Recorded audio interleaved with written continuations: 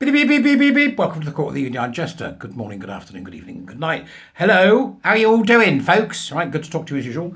What have I got for you today? Well, I've come across a piece written by Holly Lawford Smith, and Holly writes, well, so it's an excellent piece that is available in this month's Quillette, discussing the concept of identity. So we'll go through some of that in a moment. But I've just seen the most peculiar thing on Facebook, and I thought I'd share it with you because I don't understand it, right? It said, Happy Kitten sweatshirt, right, or jumper or something, and it had a picture of this woman's torso. I tried to take a snapshot, but it moved on. It was a very quick kitten, right? So, and it had like a picture, really looked like a kitten was being held in her arms, right? And the kitten was really comfortable, all snuggled up in this lovely white woolen type jumper. And I was quite fascinated by this for a good 30 seconds. I was looking at it thinking, what a strange thing to wear. Can you imagine people walking down the street with this picture of what ostensibly looks like the kitten is really, happy and cuddled up in your jumper? This is on something called Temu, which is one of these ridiculous sites that's turned up telling you that stuff that did cost 20 quid is being sold for 1.99 when it was made for a penny. That sort of site, right? But I thought, that's very peculiar. And then I thought, because it's quite bulky looking, this thing. It's like it's sort of like it's almost 3D, almost like raised, yeah? What happens if you wash it wrong, right? Or you wear it wrong, or you put it... So on a fatty like me, does it look like a fat kitten? It's got like a tiny head and a big body. What if it's on a really skinny person? And the cat... Will the cat look like it's had a stroke? It's got the palsy. There's a saying we don't... She's got the palsy. Oh, you don't hear that much anymore, right? You don't see it much. Years ago, a couple of my friends had Bell's palsy. You get stuck in a certain... Oh, God. Stuck in a certain way. Right? Bell's... It's not funny. It's awful. Dreadful. But why are we selling crap like this and why are people buying it? It's like now $1.99. Yeah, I bet. You can walk down the street, but why are you wearing a picture of a kitten with a palsy? I don't know why that amused me, but it did. Anyway, back to the topic at hand. What's wrong with me today? Back with the topic at hand, right? Trans Identity and the Right to Exist by Holly Lawford Smith. On the 26th of September, Holly says, I participated in a New Zealand free speech debate. Wonderful, right? Okay. On the motion, be it resolved, #no debate, some discussions will only cause harm. During the ensuing discussion, the moderator, Josie Pagani, pressed one of the speakers for the motion, Damien Sycamore of the Opportunities Party, right, to say exactly what kind of harm discussion can cause. And this was Damien's reply. Absolute lunacy, right? Harm looks like when your whole existence is negated. That's harm. So we can have intellectual discussions about what it means to be a woman or what it means to be a man. But if your existence, if the way that you see yourself is denied, that's about as harmful as it gets. That's more violent than violence.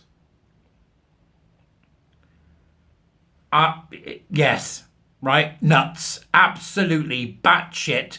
Call the men in the white coats nuts, right? Okay? Damien, Holly continued, is far from the only person to express a view of this kind. The first page of the Google News results for Trans Plus Existence on the 1st of October 2023 included an ABC News report of an interview with Elliot, formerly Ellen Page. Doesn't she look unwell as well? Who declares, there's no debate to trans people's existence, full stop. And it's not a debate. We're real. To debate our existence continuously over and over again, I think it's appalling. This particular thing also includes an article from the Independent Australia by Victoria Fielding, who comments, is it really in society's best interest to host debates that contribute to harm, extremism and violence?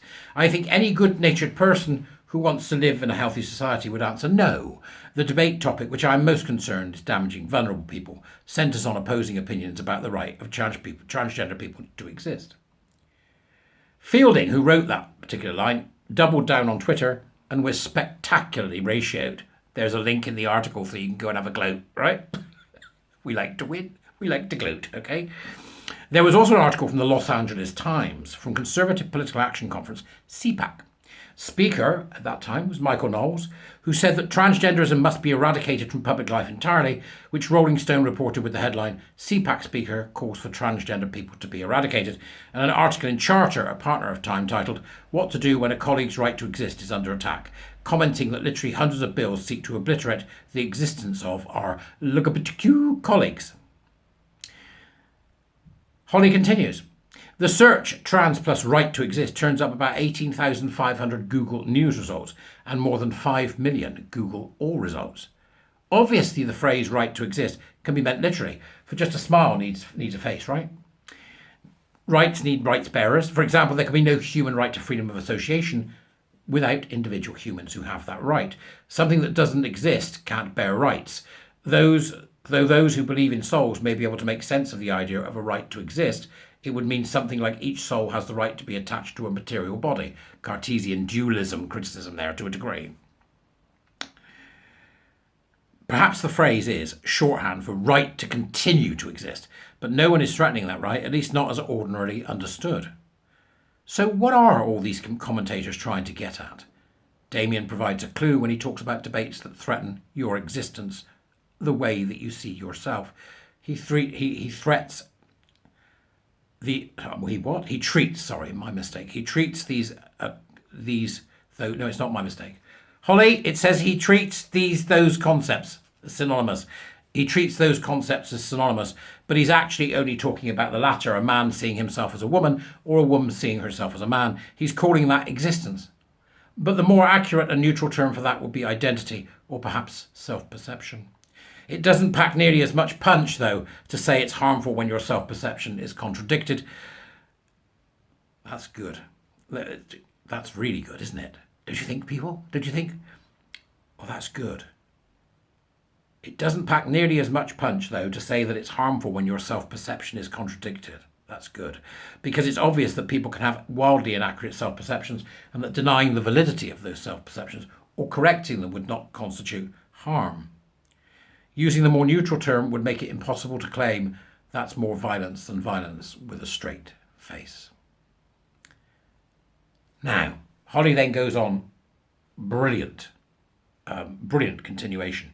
It's a long read, but I absolutely recommend it. Thank you very much, Holly, for bringing your razor-sharp intellect to this very subject of identity, this ridiculous notion of identity. From my perspective, identity is immaterial. I don't care. And your identity isn't yours anyway. We give it to you. Right? So identity, I've said this before, right? What we're seeing is people are creating these identities in a kind of pick and mix, like they're playing The Witcher or Skyrim or Baldur's Gate or something. And then by doing so, they then project this identity of theirs and say to the world, this is my identity, you will accept it. And the world's saying no. You know, it's just the same as somebody putting up a picture and saying, you will accept this as good as the Mona Lisa, you know, or it is, isn't it? This is the next Picasso, you will accept that. It's not real, none of it's real.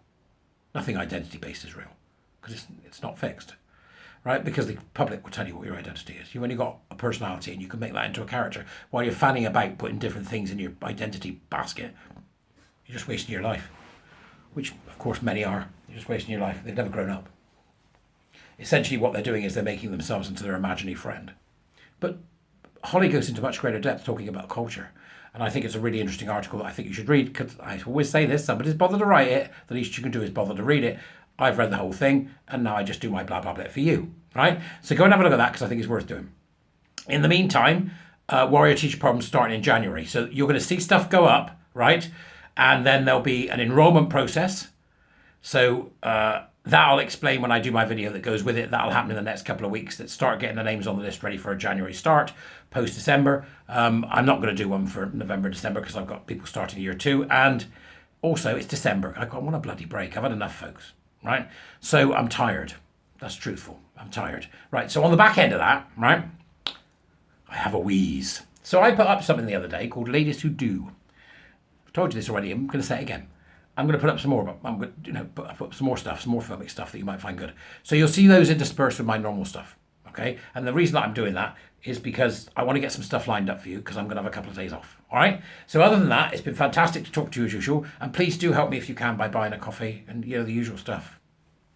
You know, buy me a coffee or send me some Patreon, or better still, subscribe to my Substack, or the ultimate, come and join the Warrior Teacher team. They're amazing folk. All right, I'll see you later. Thank you very much for watching. Bye-bye.